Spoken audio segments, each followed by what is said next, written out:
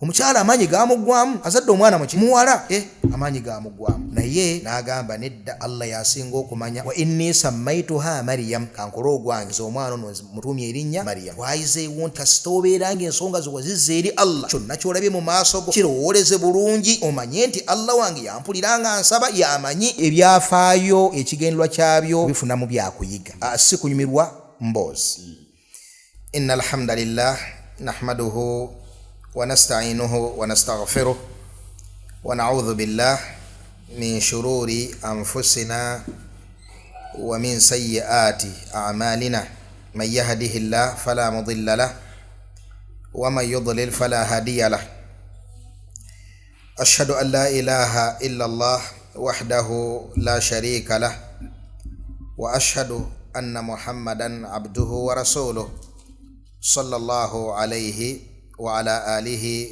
وصحبه أجمعين.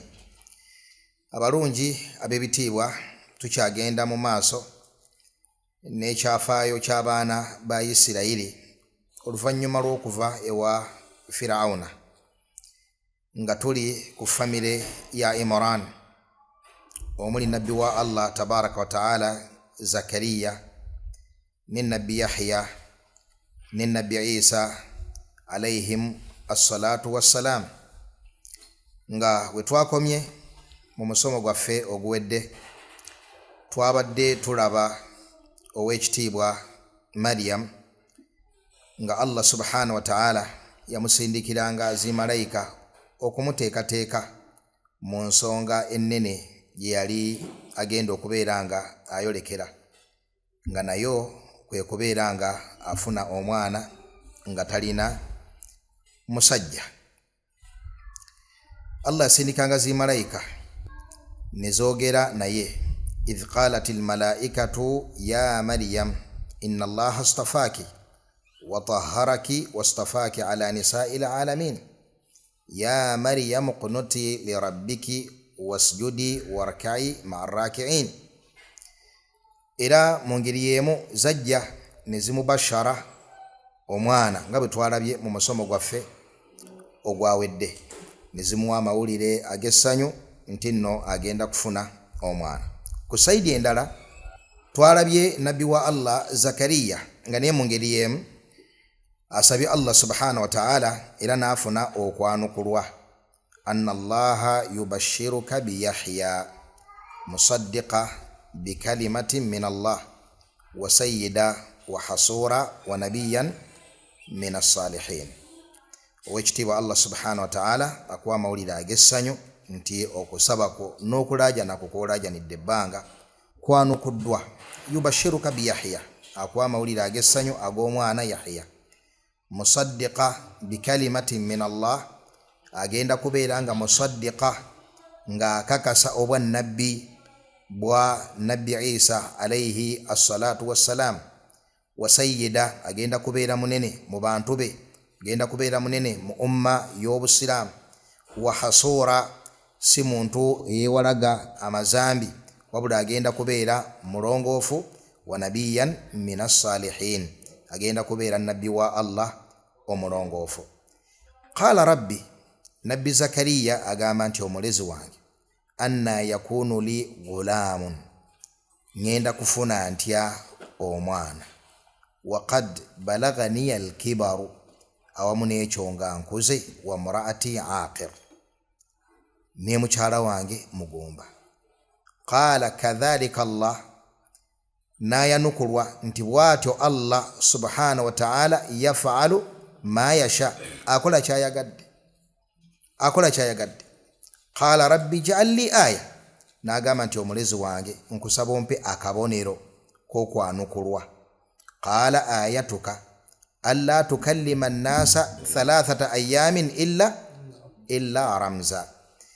Namugamba nti akabonero kenkuwadde kwe kubeeranga ogenda kutwala ennaku 3 nga toyogera na muntu yenna illa ramza okujjako ng'olaza buki bulaza. Mu aya endala gye tujja okulaba eri mu swati Maryam yamugamba nti 3 layalin sawiya ebiro 3 sawiya kitegeeza ki wano si ebyenkanankana wabula sawiyan wa anta sawi ng'oli mulamu si kuba nti nno obutayogera obwo buvudde kuki buvudde kubeera nti nno olwadde oba olina ekizibu ky'ofunye wabula eyo aya min Allah subhanahu wa ta'ala fakharaja ala qaumihi min almihrabi faawha ilayhim an sabbihu bukratan wa ashiya nafuluma weyawangaliranga mihrabu kitegeeza nti naye yabanga n'ekifo wawangalira nga asinza Allah subhanahu wa ta'ala n'avaayo najja eri abantu be afunye amawulire ag'essanyu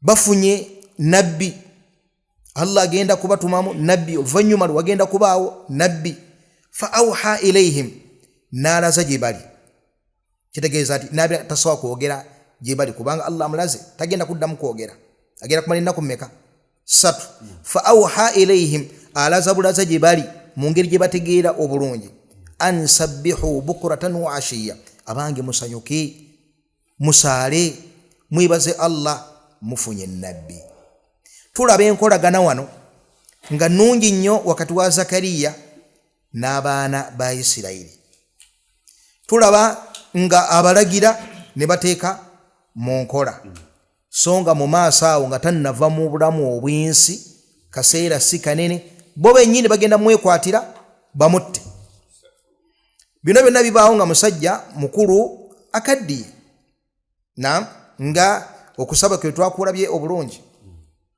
inni wahana al'adhumu minni washta'ala ar-ra'su shayba yani musajja mukadde kaseera katono nnyo bagenda kumutta kitegeeza waliwo ahdathi ennene ezigenda okuddirira awo ezigenda okubaleetera okubeera nga batuuka n'okutta nabbi oyo ow'ekitiibwa abadde nga sayyid mutaa minhum abadde musajja munene ow'enkizo mubo gwe bagondera era mu ngeri y'emu baleke kkoma kutta ye batte ne mutabani we nabbi mulamba gwe basanyukidde ne babeere nga bamugattako ku taata we babeere nga bakola batya babeere nga batta kakati nga tuyimiddeko wano katono njagala tufune ku kyafaayo kino nga tukisoma nga Allah bwe yakisengeka mu Qur'an wanooka we tukomye owekitiibwa muganda waffe Hasani Kirima erinnya lya Kirima eryo tulina Ali Kirima tulina ne Hasani Kirima Hasani Kirima muto wa Ali Kirima Allah akuume famire y'aba Kirima famire eyayingira obusiraamu n'amaanyi amayitirivu taata n'asiramuka maama n'asiramuka abooluganda bano basiramuka nsaba Allah bateekemu omukisa أعوذ بالله من الشيطان الرجيم إن الله اصطفى آدم ونوحا وآل إبراهيم وآل عمران على العالمين ngabe twalabye darusu yaffe nga etandika twatandise ne aya eyo mazima ddala ow'ekitiibwa Allah subhanahu wa ta'ala istafa Adama Allah yasitula nabbi Adam alayhi salatu wassalam twalabye engeri gye yamusitula n'okumutonda n'omukono gwe ogw'ekitiibwa n'amusitula n'okubeera nga ye muntu gwe yasooka okutonda n'amusitula n'okubeera nabbi n'amusitula n'okulagira malayika zibeere nga zimuvunnamira n'amusitula n'erimu wa allama Adama al-asmaa kullaha thumma aradahum ala al-malaika faqala anbi'uni بأسماء هؤلاء إن كنتم صادقين قالوا سبحانك لا علم لنا إلا ما علمتنا قالوا سبحانك لا علم لنا إلا ما علمتنا أي الله tetulina irimu okujjako eyo gy'otusomesezza yani bw'oba togitusomesezza oyo nno atusituseeko muki atusituseeko mu ilmu era mu ngeri y'emu wa Nuuhan ne nabbi Nuuh alayhi assalatu wassalam netulaba Allah engeri gye yamusitula n'ebintu bingi ekisooka ye rasul gwe yasooka okutuma lwaki tetugambye Adam rasul kitegeeza nti bu'itha ila qaumin mukhalifin yasindikibwa eri abantu nga bakontana n'ekyo Allah kyayagala saate Adamu nabbi yani Allah yamusangako obubaka n'abutegeeza abantu be naye nga abantu abo balina taa kuye yani tewaliiwo mbiranyi wakati wani wakati wa nabbi oyo n'abantu be nga hadith ibn Abbas bwe mugimanyi obulungi bwe yagamba kana ma baina Adam wa Nuh 10 qurun kulluhum ala tawhid wakati wa nabbi Adam alayhi salatu wassalam ne nabbi Nuh waliwo ebyasa bimeka ebyasa 10 je myaka emeka 10 kulluhum ala tawhid ngate muli mushiriku yenna teriyo mu nabbi agwangwa n'omu wakati awo abantu nga baliko bulungi okutuusa ku mulembe gwa nabbi Nuh alayhi salatu wassalam nabbi Nuh amaze okujja mu nsi waliwo abasajja abaali bavudde emabega nga basinza Allah olusinza olw'enjawulo era nga baatiikirivu nnyo yani bonna bali ku tawhid nga bali ku busiraamu tebali mu nzikirizo netali ya busiraamu nenga shaytaani ere balinako omuki omugabo tulaba abaana ba Adamu ababiri ng'omu yatuuka n'akola atya natta munna kitegeeza maasi yabangawo nga mulimu abalongoofu nga mulimu abali wakati kati awo nga mulimu aboononefu naye nga bonna bali ku ddiini emu ntuufu ebyasa emeka ebyasa 10 kakati mwabo abayatiikirira mu bulongoofu mu bantu abo mwe mwali abasajja bano abameka abatano mwalimu Wadda mwalimu Suwaa mwalimu Yauqa Yaghutha nani ne Nasra naam yerinyali ye Nasr kakati wa Nasra kubanga mafuulu bihi kitegeka bulungi aha kakati abantu aba abatano basinza Allah olusinza olw'enjawulo naam mukubeera nga basinza Allah olusinza olw'enjawulo kyabaleetera abantu bano kuba nti bwe baafa bwe batuukibwako okufa abantu bano bagamba nti abange abasajja abo tubeerabire twali bali tubakolamu amasanamu tubajjukirirengako tujjuke ne ibadaati zaabwe tubeere nga tufuna endasi olw'okujjukira obulungi bw'abasajja abo naye ng'ekyo ekirowoozo kye kireese shaytaani nga Ibn Abbas bwagati awha shaytaanu ilayhim sitaani nebaleetera ekiki ekirowoozo ekyo falam ya'buduhum tebabakola ki tebabasinza Ibn Abbas aga nti fama ubidu tebasinzibwa yani ogwo omulembe ogwaleeta ekirowoozo ekyo tegwasinza bantu abo kubanga ebya sitaani si byakupapa naam yasobola okusimba ekintu olwaleero ng'ebibala byakyo ebyagala oluvannyuma lwa myaka 50 oba myaka emeka 10 kitegereka nolwekyo bano abaleeta ekirowoozo ekyo tebasinza bantu abo eteeze bazzukulu eteeze bali abali eri wano waliwo ensonga tugiwulirize naddala bannaffe abali mu mawanga gatali ga busiraamu amazima ekituufu tetuli controversial ku kyetugenda okwogera nti abantu abali mu mawanga gatali ga busiraamu balina emigaso mingi gye bagasa eddiini ey'obusiraamu era nsaba Allah subhanahu wa ta'ala abakuume abasiime ayongere emigaso eri abantu bano ne bateekeddwa okubeera attentive nnyo eri eddiini yaabwe naddala amawanga ago agafumbekeddemu obukafiiri obw'enjawulo abantu bano balina ekintu kye bakola nga bali ku milla ya shaytaani yennyini baganda baffe abaliyo byenjogerako ate bo babitegeera nnyo nti batuuka n'okubeera nti osobola bateeka akwakulizo nti nze njagala ennyumba gye muba munfunira ebeere ng'erinaanye masjidi bagamba nti bakikola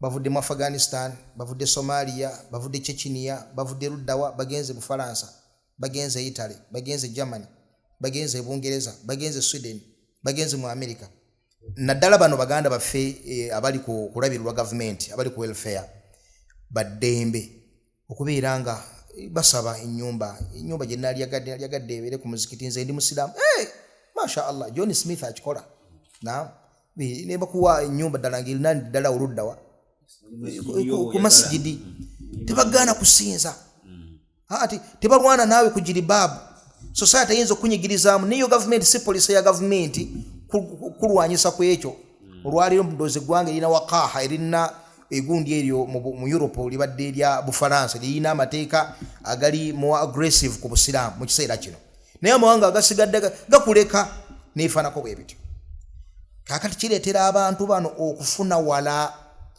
okufuna okwagala okw'ekika ekyawaggulu eri amawanga gano ne batuuka n'okugalaba nga gamba gatoletinga obusiraamu n'okusinga amawanga g'abasiraamu.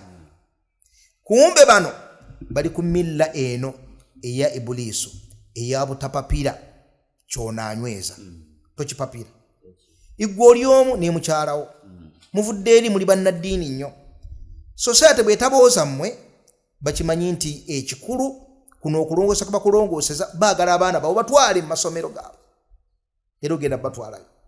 Mwana olina omutwalako mu paaka, mwana olina omutwalako luddawa, mwana olina omutwalako bw'otatambulira ku ekyo kikuleetera n'okubeera nti nno omwana kassa abalaga nti nno anyigirizibwa baddembe mukujjako ne bamugabira omuntu yenna n'abeera nga amukuza. Kati gwe si gwe baagala. Tebaagala ggwe. Leka kwenyumiriza nnyo mu ekyo ky'olimu. Teeka ebirowoozo ku baana bo. Abaffe rigimu ey'okubiri egenda okuddirira egenda kusigala ng'eri mu bigere byo oba egenda kubeera nga at least half emaze okubeera nga half society eyo gy'olimu ky'ogisanzeeko half ke kasigaddeko ku ekyo gwe kyokola otya ky'oliko. Kitegereka? Then ate rigimu egenda okuddako yegenda kubeera etya. Kitegereka? Ogenda okukakkananga muvuddemu ebitonde ebibi ennyo eri eddiini ya Allah tabaraka wa taala. Mungu bilaba ebitiibwa tuddeyo ku nsonga. Abantu bano tebaasinzibwa, abajja oluvannyuma ne basinza abantu bano. Bagamba nti nno bakitammwe baasinzanga ebintu ebyo. Ne bakonjera bakitaabwe abaatandika ekirowoozo kiri nga baagala kirala nti baasinzanga bintu ebyo, ogenda okaka ne batandika okubasinza.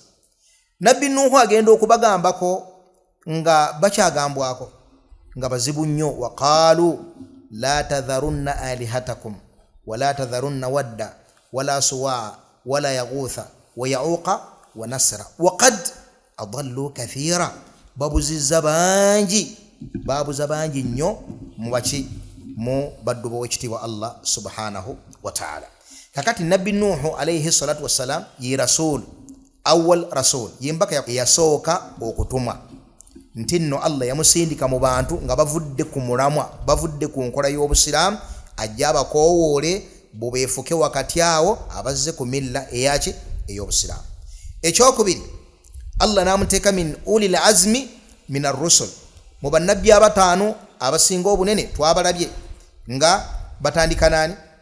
Batandika ni Nuuhu, ne kuddako Ibrahim, ne kuddako Musa, ne kuddako Isa, ne kuddako mpaka Muhammad sallallahu alaihi wasallam. Ne tugamba nti mu nsengeka ey'ebitiibwa Nabbi Muhammad yali ku ntikko, ne kuddako Nabbi Ibrahim alayhi salatu wassalam, ne kuddako Nabbi Musa alayhi salatu wassalam, then awo Nabbi Nuuhu ne Nabbi Isa alayhi salatu wassalam. Bawulama abamu bakulembeza Nabbi Nuuhu, abalala bakulembeza Nabbi Isa alayhi salatu wassalam. Ni abo abataano be basinga obunene mu bannabbi b'owekitiibwa Allah tabaraka wa taala. Ekyokusatu, n'abeeranga nabbi oyo owekitiibwa Nuuhu alayhi salatu wassalam albashariya, be bantu bonna baggwaawo oluvannyuma lw'amataba. Abantu bonna baggwaawo okuggyako abo abalinnya mu lyato lya Nabbi Nuuhu alayhi salatu wassalam. La aasima alyawma min amrillah illa man rahim. Teriyo olwaleero agenda kuwona busungu bwa Allah, teriyo kitonde kigenda kuwona busungu bwa Allah okuggyako ekyo Allah kyasaasidde. Kyekiriwa kyekyo ekigenze Nuuhu muki mu lyato. Hatta idha jaa amruna wa farat tanuru qul nahmil fiha min kullin zawjayn thnayn. Buli kintu ensiriŋŋanyi teekamu bbiri, enkazi n'ensajja kibayita zawjayn. Ekisajja neki ensiriŋŋanyi teekamu bbiri, embizi teekamu bbiri. Naam, waliwo riwaaya egamba mbu embizi yakolebwa mu busa bw'ebintu ebyo ebyali mu gundi. Ekyo si kituufu. Embizi ensolo ng'ensolo enki endala ezaali ku dduniya. Naam, yatugaanibwa kugirya na kugirunda na kugitunda. Ebisigadde ensolo ng'ensolo enki esigadde eziri ku dduniya. Kitegereka bulungi? Tayib, kadhalika ki embwa teekamu enkazi neki n'ensajja. Lwaki? Buli mbwa esigadde ku dduniya egenda kuzikirira. Kitegereka bulungi? Buli kiwuka kigenda kuzikirira. teeka min kullin buli kintu zawjaini thinain bibiri nabiteeka muki sekalukumana gaye kamuje teeka mu mmeka biri enkazi n'enki n'ensajja kati n'abantu abo abaawonawo beebo abaali ne nabbi Nuh alayhi salatu wassalam abasigadde bonna nga bagenda kukola batya bagenda kuzikirira nga Allah bwe yagamba nti wama amana ma'ahu illa qalil abaali bamukkiriza baali ba munyoto baali balubato kakati abo abaalinnya eryato mulimu abaali bava mu family ya nabbi Nuh alayhi salatu wassalam ng'ogjeeko mutabani we nani ne mukyala we tuyigawa nti nno mukyala we yazikirira kubanga ye mutabani we tumulabira ddala mu kyafo ekyo kiri mu swati Hud ng'azikirira so kiri ne tujjawa nti nno mukyala we ne yazikirira daraba Allahu mathalan lilladhina kafaru so wetandika imra'ata Nuhin wa imra'ata Lot kati yali mukyala mukafiri ate eryato teryali nnyamu muntu yali mukafiri kitegeeka bulungi ekitegeeza nti mukyala yazikirira n'oyo omwana omu n'azikirira abaana abasigadde baali bakkiriza taata waabwe ne balinnya muki ne balinnya mu lyato kakati abasiraamu abalinnya mu lyato ne nabbi Nuh alayhi salatu wassalam abasiraamu abo tebaddamu kuzaalayo mwana bawangaala mu mpangaali ennungi Allah yabawangazaamu ne bamala ne bakola batya ne bafa ne bavaawo abaana abaddamu okuzaala abaana baali baana ba nabbi Nuh alayhi salatu wassalam era osiŋŋaana ebitabo by'abannasaabiina abakola ku ndyo n'ennyiriri bayitwa baani bannasaabiina yani baulama bannasab baulama b'endyo buli qawm buli kibinja ky'abantu bakivuga sirisira yaakyo olujjegere lwakyo kiyina koma ku fulan ibn Nuh fulan ibn Nuh fulan ibn Nuh kiyina koma ku gundi mutabani wa nabbi Nuh gundi mutabani wa nabbi Nuh teriyo kisukka waawo ekyo Allah kitugamba mu surati Safat waja'alna dhurriyyatahu hum albaqin Allah subhanahu wa ta'ala nabiranga yafuula abantu abaava mu nabbi Nuh alayhi salatu wassalam nga bebokka abasigalawo kiteeka bulungi yani nga abazzukulu buli muntu yenna yaddamu okubeera ku nsi yava mu bantu ba nabbi Nuh alayhi salatu wassalam bwe tugamba abantu ba nabbi Nuh tetegeeza qawmu ye abantu be ekibiina kye nedda mu baana be waja'alna dhurriyyatahu kibata dhurriya abavudde mu ye nga beebokka abakoze eki abasigalawo kiteeka bulungi Allah namusula n'ekyo tudde ku nabbi ani omulala nabbi Ibrahim abantu ba nabbi Ibrahim alayhi salatu wassalam kubanga mu lulyo lwa nabbi Ibrahim mwe mwava baani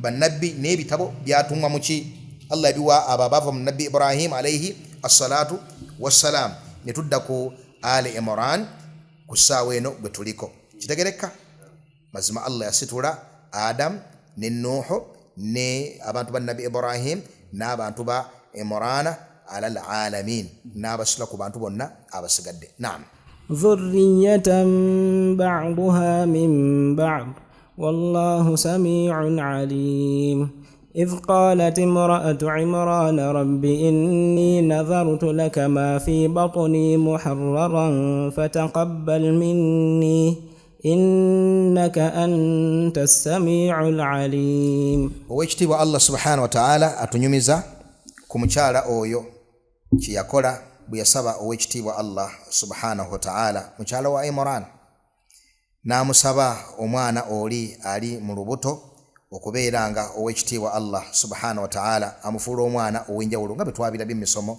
egyakulembedde okubeera nga aweereza eddiini ye n'amulaajanira Allah naga fataqabbal minni innaka anta as-sami'u al-alim bannange ntuyigawo faida nkulu tujijja ku mukyalo ono ne tujijja ku nabbi Ibrahim alayhi assalatu wassalam nawe gikozese yeriwa omusiraamu asaba edduwa biri mu dduwa etya mu dduwa emu n'osaba Allah okuwa ekintu n'osaba Allah yanukula edduwaayo nezibeera edduwa bbiri mu dduwa etya naam amusabye edduwa eyo n'amaana ga fataqabbal minni ekyo kyoyongerako kyongera okukkaatiriza obwagazi bwo eri ekintu ekyo era ne kyongera okulaga nti sirinaayo buddukiro bulala bwonna gye nnyinza kujja kufuna kino kyenkusaba okujjako mu kkubo lyo ow'ekitiibwa Allah tabaraka wa taala Nabi Ibrahim alayhi salatu wassalam bwe yasaba edduwa yaga nti rabbana wa taqabbal du'a, ayi Allah nkusaba oyanukule edduwa yange. Kitegereka? Naam. فلما وضعتها قالت رب إني وضعتها أنثى والله أعلم بما وضعت وليس الذكر كالأنثى وإني سميتها مريم وإني أعيذها بك وذريتها من الشيطان الرجيم. bwe yamala okuzaala omwana ono yali asuubira nti agenda kuzaala mwana mulenzi. Olwaleero abantu balina ultrasound osobola okubeera nga omanya omwana wabaana ddala nga aweze emyezi 4 n'omanya omwana ono agenda kubeera mwana muwala oba agenda kubeera mwana mulenzi, wadde ng'oluusi bisobola okusobamu ne ebiseera ebisinga bwe kityo bwe kibeera. Era wano waliwo ensonga enkulu omuntu gy'alina okumanya, wa ya'lamu ma fil arham, ow'ekitiibwa Allah subhanahu yamanyi ebifa mu lubuto, ye yeemanyidde ebifa mu lubuto. Kitegeeza ki ekyo? Omwana bw'agenda mu lubuto teriiyo kitonde kisobola kumanya ono omwana agenze mu lubuto muwala oba muki oba mulenzi. Ne bw'amala okugenda mu lubuto ebyo biddira bifaanananga omuntu bw'ategeera amafuta agali mu ttaka ng'asinzira waggulu. Kitegereka? Bw'amala okugenda mu lubuto ebiddirira bifaanananga omuntu w'amanya amafuta agali mu ttaka ng'asinzira waggulu, nti omuntu alina ebyuma bye yakola nga bisobola omulaga nti wano waliwo kino, wano waliwo kino, wano waliwo kino, wano ne birengera ekintu ekiyitamu nga bw'osobola okulengera eggumba ng'olirengera munda muki X-ray nekulaga eggumba eriri munda nti wano wamenyese wahakala.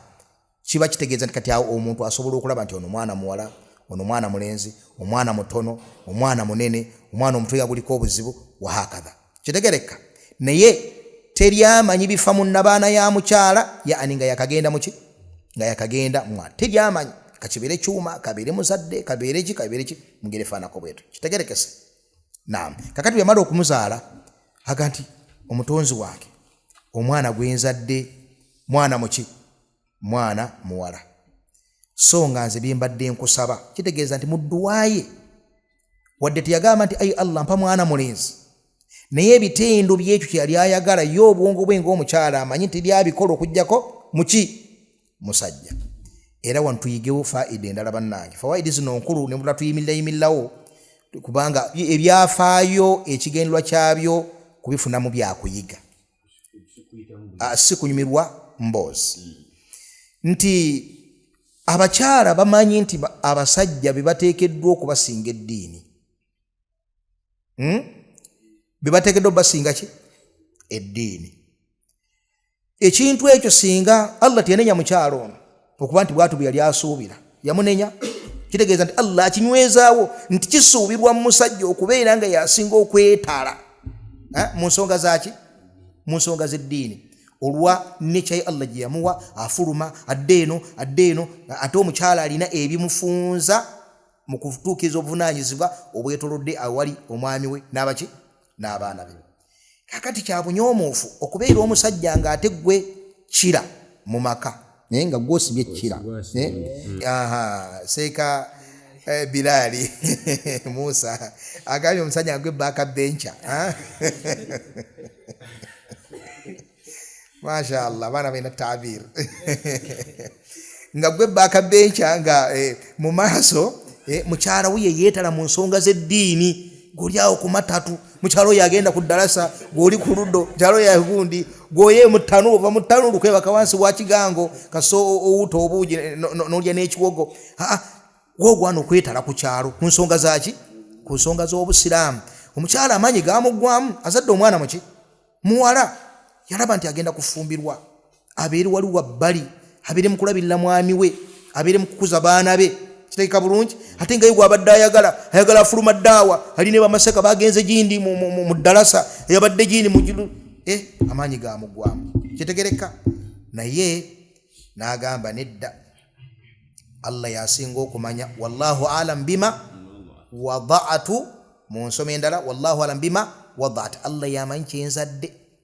Nze kanneesige Allah, edduwa yange yagiwulira. Twayizeewo nti kasita obeera ng'ensonga zo wazizza eri Allah, kyonna ky'olabye mu maaso go kirowooleze bulungi, omanye nti Allah wange yampulira nga nsaba yamanyi. Kitegeka bulungi? Wa inni sammaituha Maryam, kankolo ogwange nze omwana ono mutumye erinnya Maryam.